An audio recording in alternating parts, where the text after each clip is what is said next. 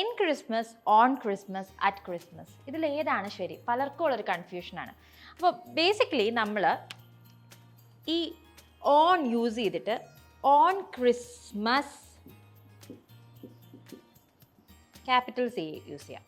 On Christmas day എന്നാണ് പറയുന്നത്. അതായത് 25th ഡിസംബറിനെയാണ് നമ്മൾ ക്രിസ്മസ് ഡേ എന്ന് പറയുന്നത്. അപ്പം ഓൺ ക്രിസ്മസ് ഡേ എന്ന് വെച്ചാൽ ക്രിസ്മസ് ഡേയുടെ അന്ന് ഡേ വരുമ്പോഴാണ് നമ്മൾ എന്ത് യൂസ് ചെയ്യുന്നത്? ഓൺ യൂസ് ചെയ്യുന്നത്. അത് ഓർത്ത് വയ്ക്കാം.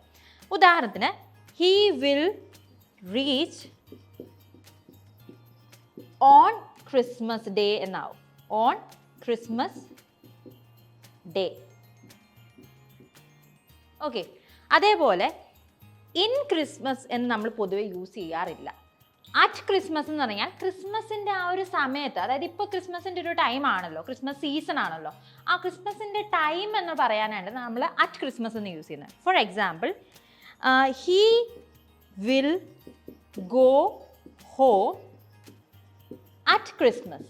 അറ്റ് ക്രിസ്മസ് ഡേ എന്ന് നമ്മൾ പറയില്ല, ബട്ട് അറ്റ് ക്രിസ്മസ് എന്ന് വെച്ചാൽ ക്രിസ്മസിൻ്റെ സമയത്ത്, ക്രിസ്മസ് സീസണിൽ, അങ്ങനെ പറയാനാണ് നമ്മൾ അറ്റ് യൂസ് ചെയ്യുന്നത്. ക്രിസ്മസ് ഡേയുടെ കൂടെയാണ് നമ്മൾ ഓൺ യൂസ് ചെയ്യുന്നത്. മനസ്സിലായോ? Thank you.